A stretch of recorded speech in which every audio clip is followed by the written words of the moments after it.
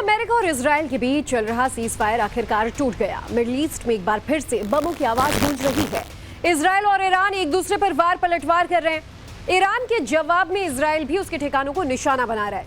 इसी से जुड़ी इस वक्त एक बड़ी खबर आ रही है। ईरान पर इजराइल का बड़ा हमला हुआ है। करुण शहर में पेट्रोकेमिकल कंपनी पर इजराइल ने अटैक किया। इजराइल के इस हमले में इमारत को काफी नुकसान हुआ है, क्षति पहुंची है। ये तस्वीर आपको हम दिखा रहे हैं। दरअसल ईरान की तरफ से इजराइल की ओर मिसाइलें दागी गई। ईरान ने कहा कि लेबनान पर हमले का ये विरोध है और हम हमले करेंगे और मिसाइल अटैक किया। जवाब स्वरूप इजराइल ने भी ये देखिए मिसाइल दागी और पेट्रोकेमिकल प्लांट पर हमला किया, जिसमें ईरान को काफी नुकसान हुआ है।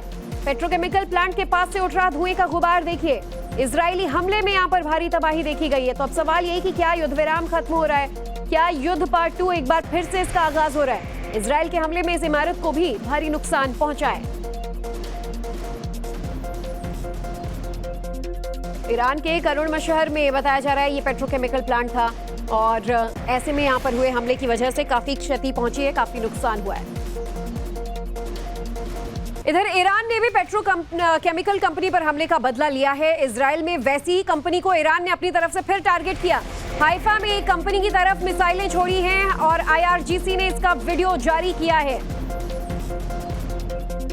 तो ये तस्वीर आप देखिए, ईरान ने भी बदला स्वरूप ये एक और मिसाइल दागी है। आईआरजीसी ने वीडियो जारी किया है। बताया जा रहा है कि इजराइल के इतमार में इसी तरीके का, जैसे यहाँ पर ईरान में पेट्रोकेमिकल प्लांट था, ऐसा एक प्लांट इजराइल में है और उस पर अटैक कर जवाब देने की कोशिश ईरान ने की है। ये मिसाइल अटैक की तस्वीर आईआरजीसी की तरफ से जारी की गई तस्वीर में आप देख पाएंगे। ये मिसाइल इजराइल के इतामर की तरफ दागी गई थी, जहां पर एक पेट्रोकेमिकल प्लांट की तरह एक और यहां पर भी फैसिलिटी था और यहां हमला करने की कोशिश ईरान ने की है। ईरान का कहना है कि मुंहतोड़ जवाब दिया जाएगा। आईआरजीसी जो है वो हमलों के लिए तैयार है और लगातार अपनी मिसाइल फैसिलिटीज और ड्रोन्स मिसाइल्स की तस्वीरें जारी किया। हाल फिलहाल में अब देखिए काफ़ी वक्त से 2 महीने से लगभग युद्ध विराम था। हमले रुके हुए थे ईरान की तरफ से, लेकिन लेबनान पर हो रहे हमलों के विरोध में ईरान ने इजराइल की ओर मिसाइलें दागी हैं। हालांकि अमेरिका ने भी इजराइल से अपील की है कि अभी कुछ वक्त के लिए हमलों को रोका जाए। इधर इजराइल पर हमले के बाद ईरान में जश्न का माहौल है। सड़कों पर हजारों लोग जमा हुए हमले का जश्न मनाते दिखाई दिए ईरानी जनता। तो ईरान के लोग जो हैं वो इसे बदले की कार्रवाई मानते हुए जश्न मनाने लगे कि जिस तरीके से ईरान ने बदला लिया है ये एक जीत की बात है। और इसीलिए आप देखिए ईरान की सड़कों पर लोग एक तरीके से यहाँ पर जश्न मनाते नजर आए। सड़क पर उमड़ी ये भारी भीड़, ईरान की ये जनता ईरानी झंडे लहराती नजर आई और मोबाइल टॉर्च की रोशनी से एक तरीके से विक्ट्री या जीत का जो दावा है वो यहाँ पर लोग करते नजर आए। ये ईरान के सड़कों की तस्वीर है, जहां ऐसा लग रहा है जैसे कोई बड़ा कॉन्सर्ट हो रहा हो और बड़ी हुजूम जो है यहाँ पर देखने को मिल रही है। इजराइल के ऊपर किए गए हमले के बाद दरअसल ईरान में मन रहे जश्न की ये तस्वीर है, जहां लोगों ने इस बात की खुशी मनाई कि किस तरीके से आईआरजीसी ने बदला लिया है।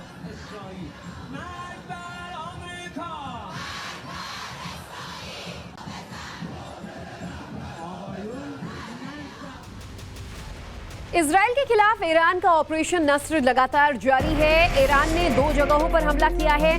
तेल नोफ नेवातिम में ईरान का मिसाइल हमला हुआ है। दोनों शहरों में इजराइल के एयरफोर्स बेस पर अटैक हुआ है। तो तस्वीरें आपको दिखा रहे हैं, इजराइल के अहम अड्डों पर हमला किया गया ईरान की तरफ से और बताया जा रहा है तेल नोफ और तेल नेवातिम में ये मिसाइल अटैक किए गए। पहले तो ये तस्वीरें आप देखिए जहां ऑपरेशन नस्र के तहत ये कार्रवाई की गई।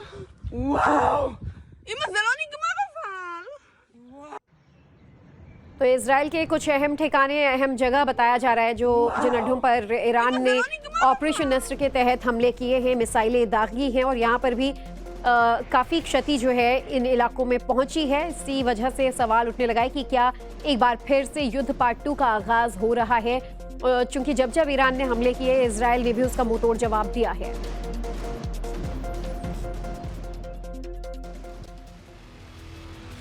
तो अब आपको महायुद्ध में सीज फायर टूटने की बड़ी वजहें बताते हैं। देखिए, सबसे पहली वजह है लेबनान पर इजराइल के लगातार हो रहे हमले। वहीं हॉर्मुज पर बात नहीं बन रही है। न्यूक्लियर की शर्तों पर अभी तक ईरान की तरफ से असहमति है और इस वजह से युद्ध विराम जो है वो असमंजस में लटका हुआ है कि आखिर युद्ध विराम है भी या नहीं। और अब आपको बताते हैं इजराइल के खिलाफ ऑपरेशन नस्र चलाकर आखिरकार ईरान ने 2 जगहों को ही क्यों टारगेट किया और ये जगह इजराइल के लिए कितनी जरूरी थी। तो ईरान ने इजराइल के खिलाफ ये ऑपरेशन नस्र शुरू किया है। इसमें तेल नोफ और नेवातीम जैसे 2 अहम टारगेट्स हैं जिसे ईरान ने टारगेट किया। ईरान के हमले में इजराइल को काफी नुकसान भी पहुंचा है। तेल नोफ और नेवातीम में इजराइल के आर्मी बेसेस मौजूद हैं। नेवातीम में महत्वपूर्ण इजरायली वायुसेना का बेस है, तो तेल नोफ में भी इजराइल का जो एयरफोर्स बेस है वो मौजूद है। अब दोनों जगहों पर स्टेल्थ विमानों का मुख्य ठिकाना है। और तेल नोफ की बात करें तो यहाँ F-35 की 3 प्रमुख स्क्वाड्रन्स तैनात हैं और वहीं नेवातीम में इजराइल के F-15 ईगल विमान मौजूद हैं। और इन ठिकानों को अगर नेस्तनाबूद कर देता है ईरान तो इजराइल को बड़ी सैनिक क्षति हो सकती है और इसीलिए इन 2 ठिकानों को इजराइल के लिए भी बेहद अहम माना जा रहा है। वहीं ईरान पर इजराइल का एक और बड़ा हमला हुआ है। नजफाबाद शहर के पास इजराइल ने हमला किया।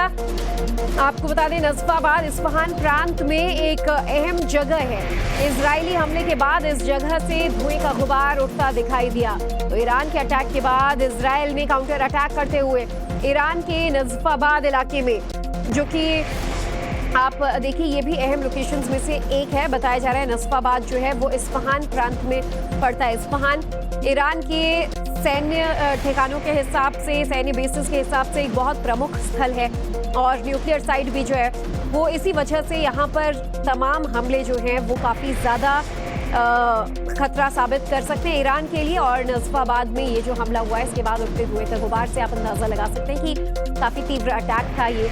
इजराइल की तरफ से टारगेटेड अटैक्स किए जा रहे हैं ईरान की तरफ भी और इस बार नजफाबाद में ये अटैक किया गया है।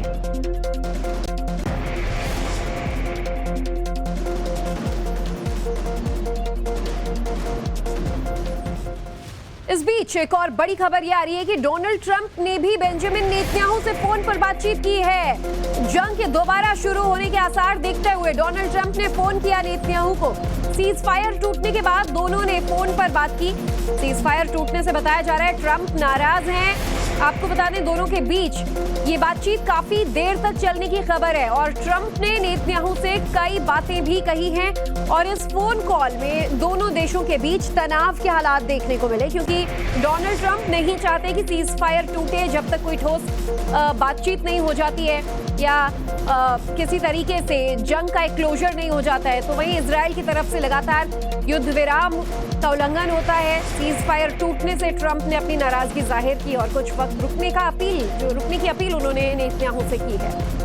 बताया जा रहा है फोन पर यह बातचीत काफी लंबी चली। डोनाल्ड ट्रंप ने बेंजामिन नेतन्याहू को यह समझाने की कोशिश की कि वो हमले रोके, कुछ वक्त का और इंतजार करें और इसके बाद दोबारा मिलकर जंग लड़ेंगे। तो इस बीच आपको बता देते हैं कि ट्रंप और नेतन्याहू के बीच फोन पर क्या बातें हुई हैं, क्या कुछ अहम बातें रही। नेतन्याहू से डोनाल्ड ट्रंप ने क्या कहा, तो ट्रंप कहते हैं कि हम समझौते के बेहद करीब हैं, समझौता जल्दी हो जाएगा, मंगलवार या बुधवार यानी कल परसों में समझौता फाइनल हो सकता है।